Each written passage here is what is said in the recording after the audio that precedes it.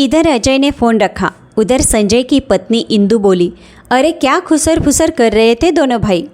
कब आ रहे हैं देवर जी माँ बाप की जिम्मेदारी संभालने के लिए? 2 साल से विदेश में मज़े कर रहे हैं और यहाँ हमारी कमर टूट गई माँ बाप को संभालते संभालते। लेकिन चलो कोई बात नहीं, इतना पैसा कमाया है, आखिर हमें ही तो ला कर देंगे। अजय आपको क्या लगता है किसे देंगे वो इतना सारा पैसा? अपने बड़े भाई को या अपने माँ बाप को? संजय बोला, वह क्या इतना बेवकूफ़ है जो अकेले रहकर दिन रात इतनी मेहनत कर रहा है, वह सब कुछ लाकर तुम्हारे हाथ में रख देगा? अरे कौन अपने कमाई का 1 रुपया भी किसी और को देता है भला? आगे जाकर उसको भी तो अपनी गृहस्थी संभालनी है।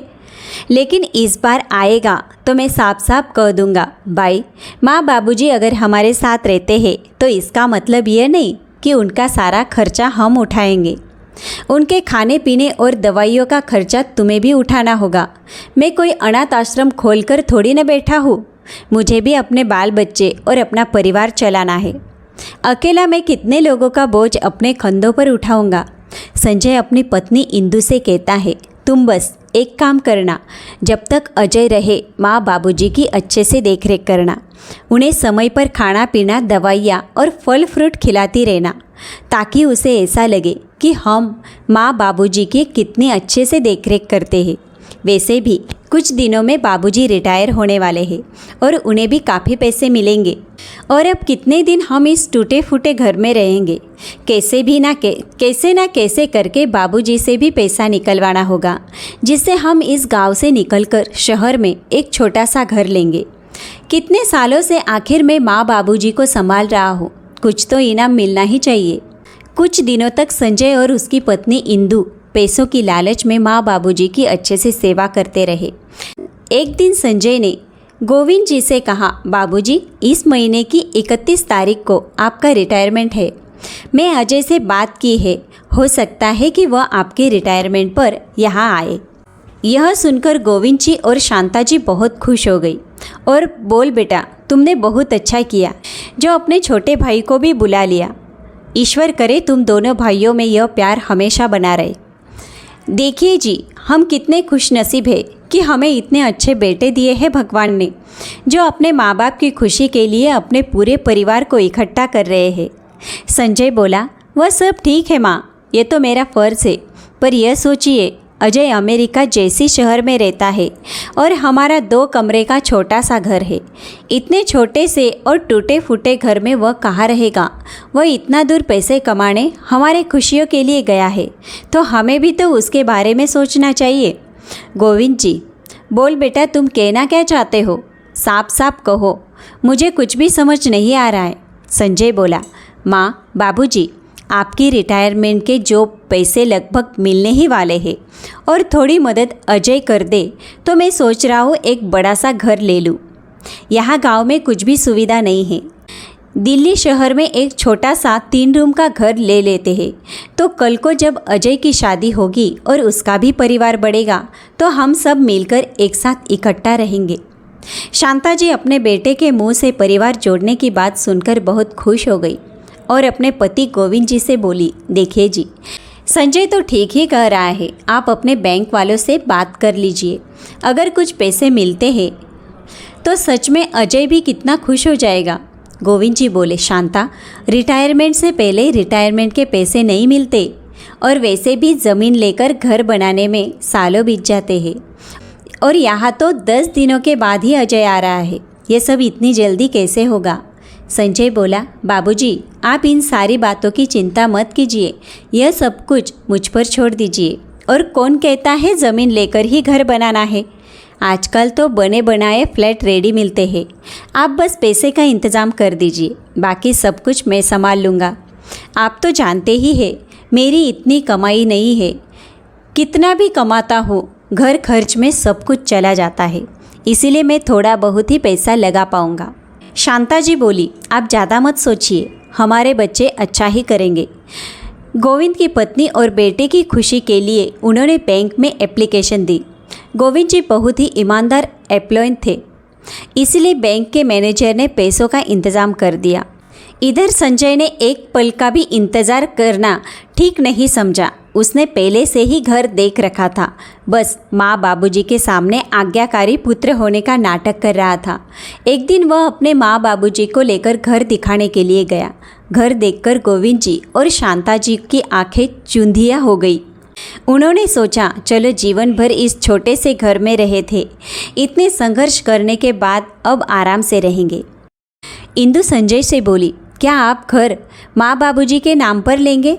संजय बोला, मेरा क्या दिमाग खराब हो गया है जो यह घर मैं माँ बाबूजी के नाम पर लूँगा? अरे यह घर तो मैं तुम्हारे नाम पर लिया है। यह सुनकर इंदु खुशी से उछलने लगी। जल्दबाजी में पुराने घर को बेचने के लिए संजय ने गोविंद जी से कोरे कागज पर ही साइन करवा लिए थे, यह कहकर कि नया घर हम आप लोगों के नाम पर लेंगे। कुछ कम दामों में ही संजय ने पुराने घर को बेच दिया और नया घर उसने अपनी पत्नी के नाम पर लिया था, जिस बात की खबर उसने अपने माँ और बापूजी को होने नहीं दी। वह दोनों तो यही सोचकर खुश हो रहे थे कि चलो अब पूरा परिवार एक साथ बहुत ही अच्छे से रहेगा। देखते ही देखते 10 दिन बीत गए। गोविंद जी के रिटायरमेंट का समय भी आ गया। इधर उनका दूसरा बेटा अजय भी विदेश से वापस आ गया। अमेरिका से अपनी भाभी के लिए, अपने भाई के लिए, भतीजे के लिए बहुत सारा सामान सूटकेस भरकर ले आया। अजय ने आते ही पूछा, भैया आपने पुराना वाला मकान क्यों बेच दिया? उस घर में हमारे बचपन की यादें थी, कितनी मस्ती किया करते थे हम बचपन में, और आपने नया घर ले लिया, मुझे बताया भी नहीं। इतने में इंदु बोली, देवर जी यह घर हमने आपके लिए ही तो लिया है, क्योंकि बहुत दिन आप अकेले रह लिए। अब तो हमारी देवरानी लाने का समय आ गया है। अब हम सब इकट्ठा ही एक साथ इस घर में रहेंगे। आप जल्दबाजी में आ रहे थे तो हमने घर शिफ्टिंग कर लिया और पैसे भी ख़त्म हो गए थे। अभी तो सब कमरों में एसी लगवाना बाकी है और आपके भतीजे के कमरे में तो अभी भी कुछ नहीं हुआ। बेचारा ज़मीन पर ही गद्दा लगाकर सोता है। सोच रहे हैं जल्दी से जल्दी उसका कमरा कंप्लीट कर दे।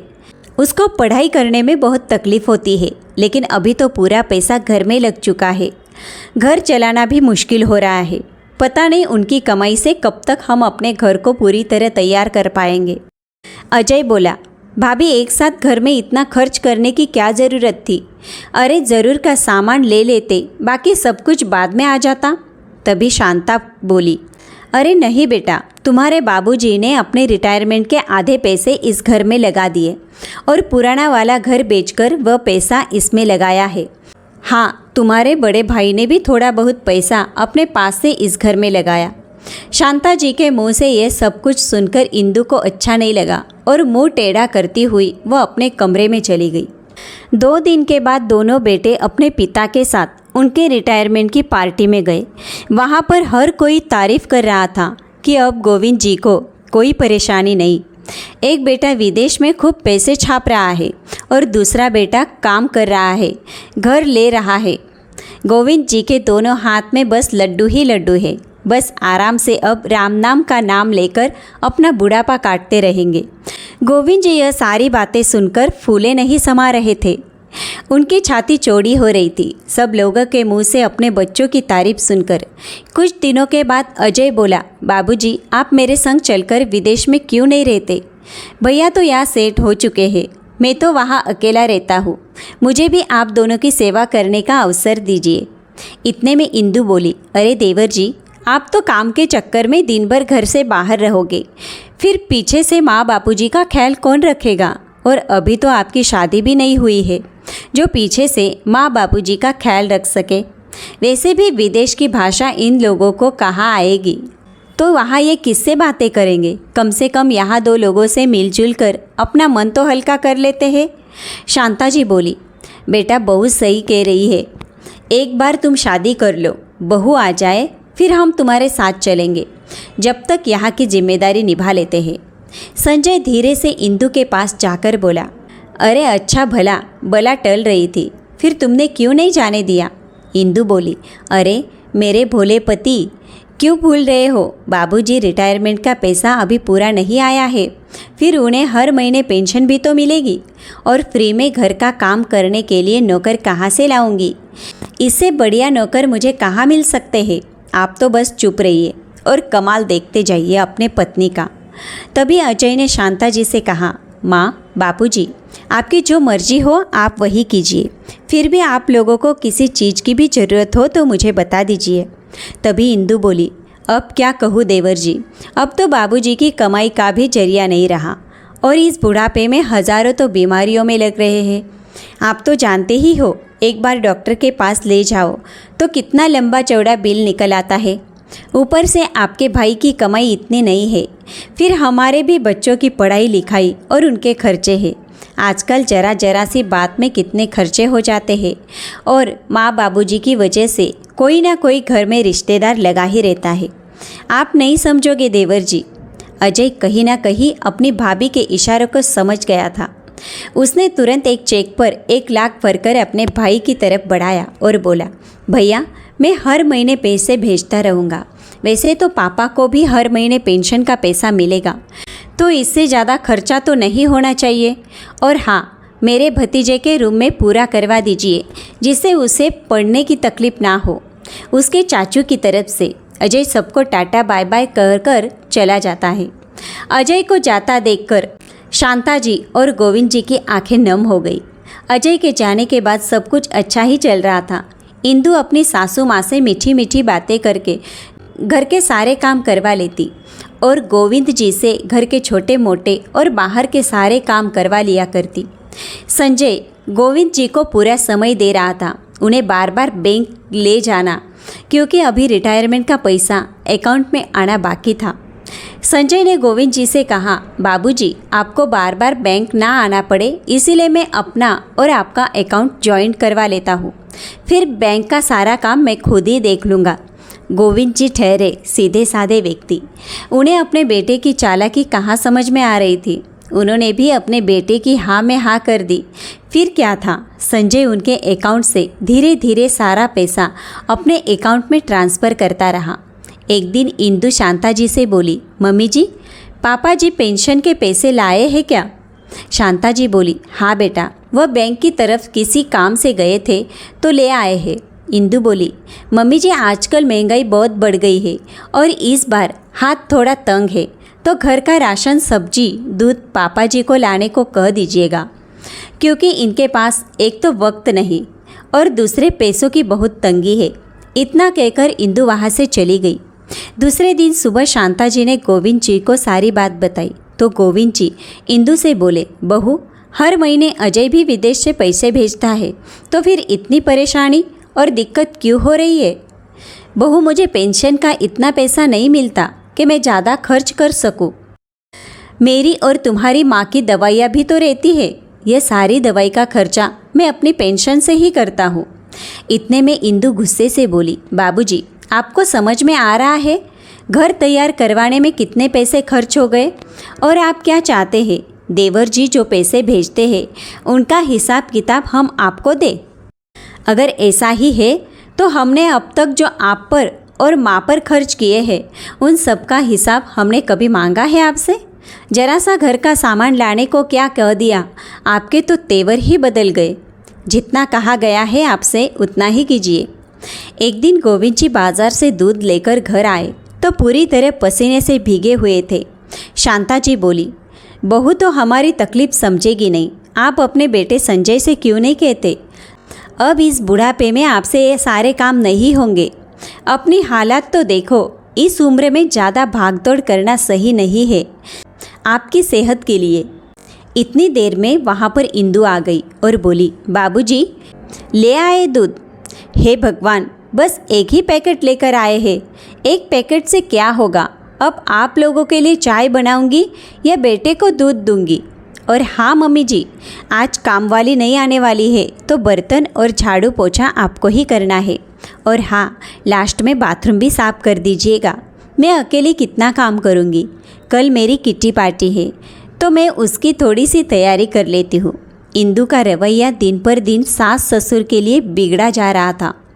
पहले तो वह प्यार से काम कराया करती, लेकिन अब तो इंदु को रोज़ का ही नाटक हो गया था और पैसा बचाने के चक्कर में उसने कामवाली को भी निकाल दिया। धीरे धीरे करके समय बीतने लगा और गोविंद जी और शांता जी की हालत बस से बदतर होने लगी। बेटे को भी अपने माँ बापूजी से कोई मतलब नहीं था और बहू के अत्याचार कम होने का नाम नहीं ले रहे थे। गोविंद जी दिन के दिन और बीमार होते जा रहे थे। उनकी हालत को देखते हुए शांता जी बोली, इससे अच्छा तो हम अजय के पास चले जाते। गोविंद जी बोले, कोई फ़ायदा नहीं है शांता, आजकल अजय भी कहाँ फ़ोन करता है।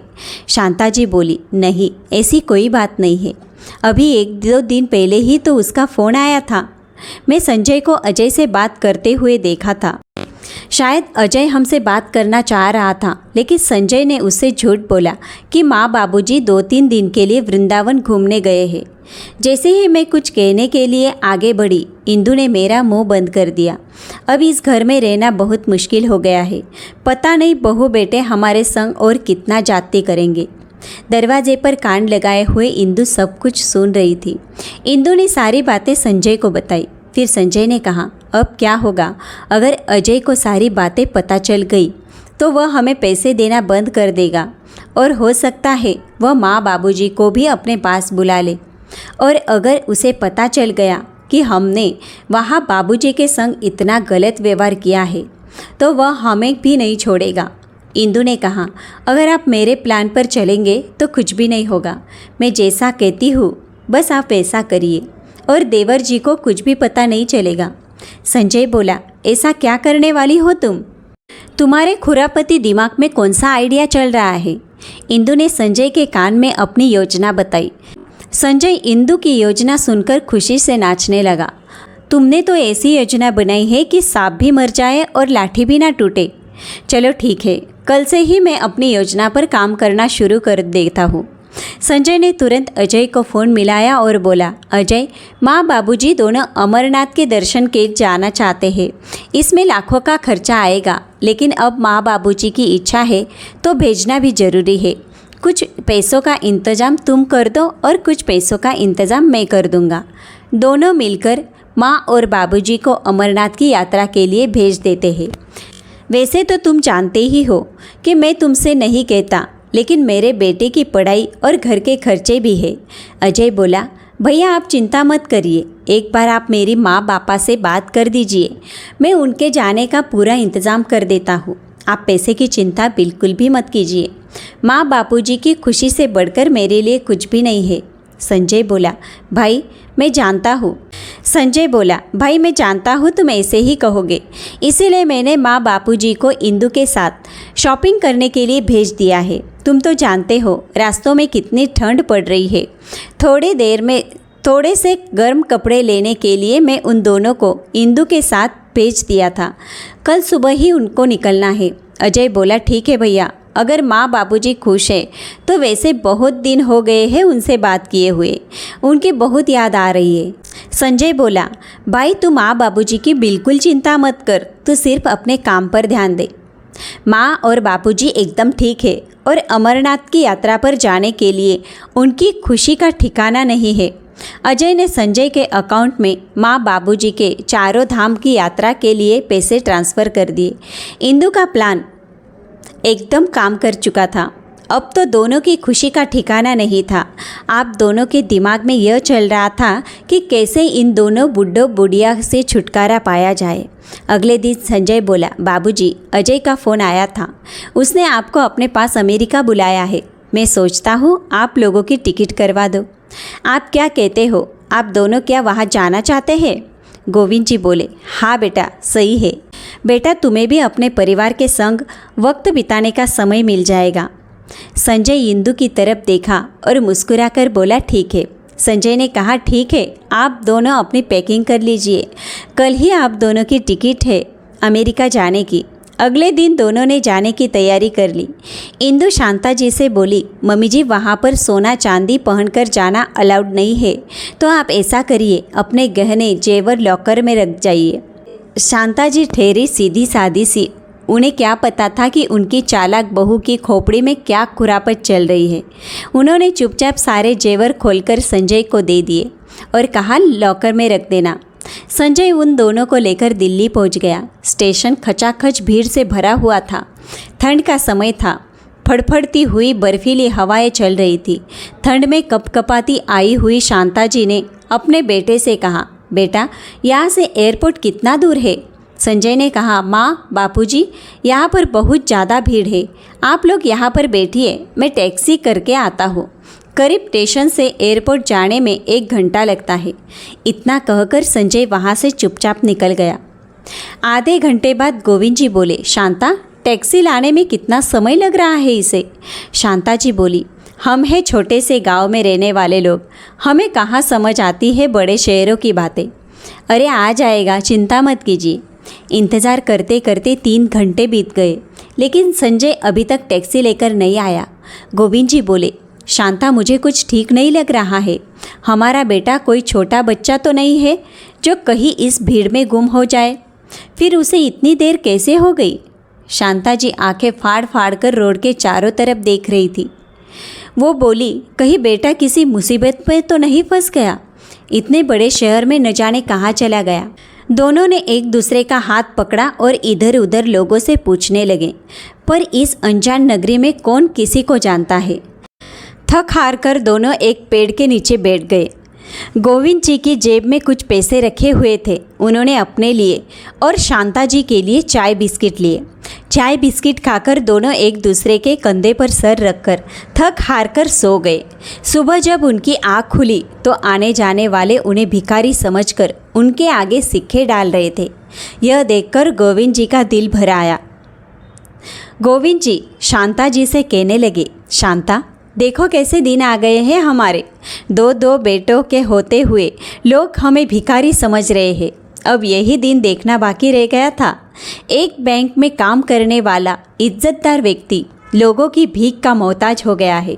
शांता, अब तो रात से सुबह हो गई, अब नहीं आएगा हमारा बेटा हमें लेने के लिए। उसने हमें धोखा दिया है। वह जानता था कि हम कभी भी कहीं और जाने के लिए तैयार नहीं होंगे, इसीलिए धोखे से हमें वो यहाँ छोड़ गया है। बेटा और बहू हमसे छुटकारा पाना चाहते थे। यह सिला दिया उन्होंने हमारे प्यार का। गोविंद जी ने खुद को संभालते हुए शांता जी का हाथ पकड़ा और स्टेशन के पास में ही एक आश्रम में उन्होंने एक कमरा किराए पर ले लिया। उनके पास अभी भी कुछ पैसे थे, जिसे उन्होंने खाने पीने का सामान खरीदा।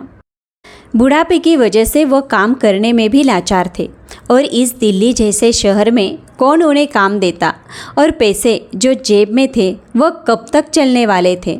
पेट पालने के लिए उन्हें कुछ ना कुछ काम तो करना ही था। सब तरफ से हार कर उन्होंने रेलवे स्टेशन पर जूते पॉलिश करने का काम शुरू किया। बैंक में काम करने वाला आदमी आज लोगों के जूते पॉलिश कर रहा था। इधर संजय और इंदु मज़े से अपनी ज़िंदगी गुजार रहे थे। उधर अजय ने फ़ोन करके संजय से अपने माँ बाबूजी के बारे में पूछा तो उसने कहा, वो तो अमरनाथ यात्रा पर गए हैं, उन्हें 2 महीने लगेंगे लौटने में। समय बीतने लगा। अजय ने शादी करने का फैसला किया और उसने सोचा कि अब तो 2 महीने बीत चुके हैं, माँ बाबूजी भी आ चुके होंगे। उसने जल्दी से अपने गांव जाने के लिए टिकट कर ली। उसने दिल्ली एयरपोर्ट की फ़्लाइट ली और वहाँ से वह स्टेशन से अपने घर जाने वाला था।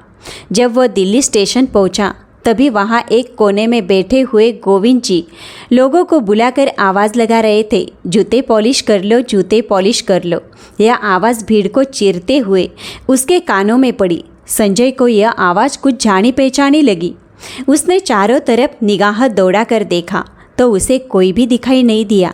फिर से वह अपना बैग उठाकर स्टेशन की ओर चलने लगा। जैसे ही अंदर घुस रहा था फिर से उसके कानों में वही आवाज़ आई। उसने फिर से लोगों की भीड़ को हटाते हुए उसे आवाज़ के पास पहुंचा तो अपनी आंखों पर भरोसा नहीं हुआ।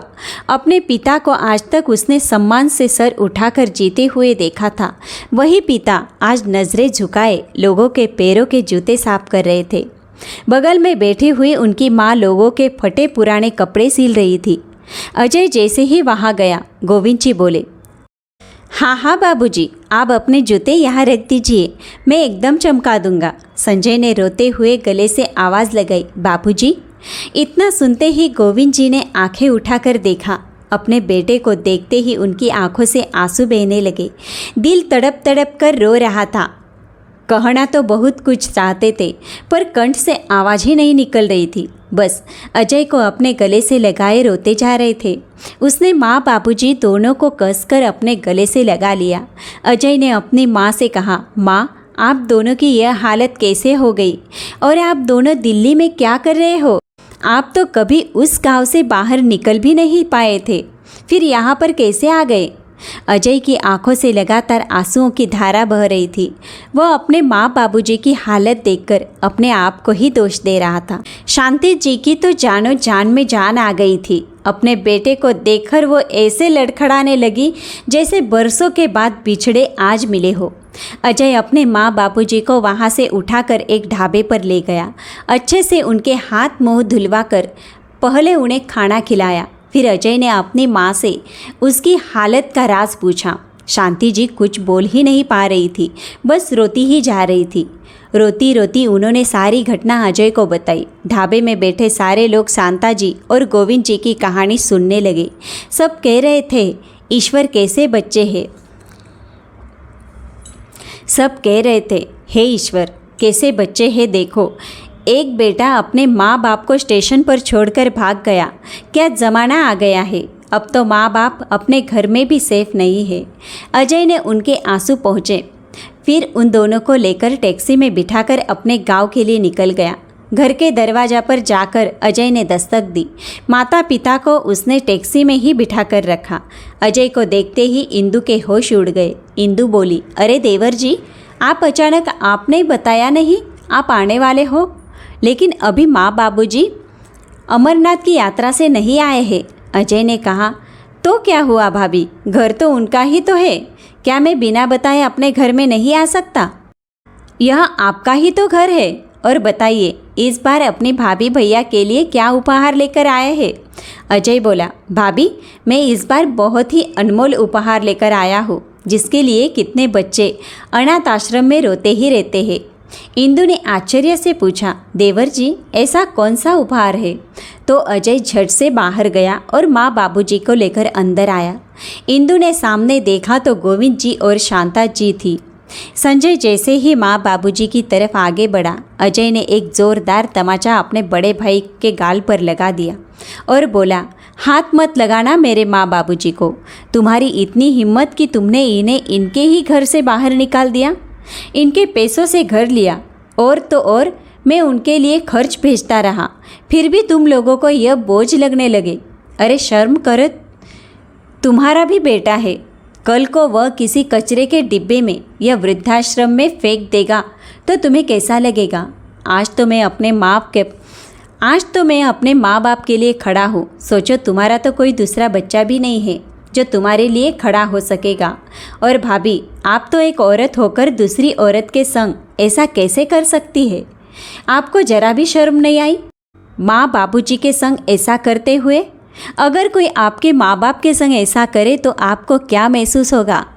अरे धिक्कार है आप लोगों पर, जो चंद पैसों के लिए अपने थोड़ी सी खुशी के लिए भगवान जैसे माँ बाप को रोड पर फेंक दिया। अगर माँ बाप भी अपने बच्चों को पैदा करते ही रोड पर फेंक दे तो सोचो उन बच्चों का भविष्य कैसा होगा। भैया, आप माँ और बाबूजी की यात्रा के नाम पर आप लोगों ने कितने लाखों रुपए मुझसे मंगवा लिए। क्या बात है, कितना तेज दिमाग चलता है आप लोगों का। माँ और बाबूजी के नाम पर लाखों रुपए हड़पने वाले थे आप लोग मुझसे। भाई होकर क्या सिला दिया है आपने। भैया, अब लालच में आकर इतना गिर जाओगे, मैंने कभी सोचा भी नहीं था। अरे एक बार आप ऐसे ही कह देते, मैं आपको ऐसे ही पैसे दे देता, लेकिन पैसों के लिए आपने माँ और बापूजी के संग ऐसा व्यवहार किया, मैंने कभी सोचा भी नहीं था। लालच में लोग इतने भी अंधे हो जाते हैं, यह तो सुना था, लेकिन आज देख भी लिया। मैं आप दोनों को कभी माफ़ नहीं करूँगा। अजय ने तुरंत फ़ोन करके पुलिस स्टेशन से संजय के खिलाफ रिपोर्ट कर दी। 10 मिनट के बाद ही पुलिस घर पर पहुंच गई। संजय ने कहा, हमने ऐसा कुछ नहीं किया है और यह घर मेरा है, मेरे नाम पर है, तो मुझे पुलिस कैसे पकड़ सकती है। शांता जी आगे बढ़ी और अपने बेटे को जोरदार तमाचा खींचकर लगाया और बोली, मुझे विश्वास नहीं हो रहा, तुम दोनों मेरे बेटे हो।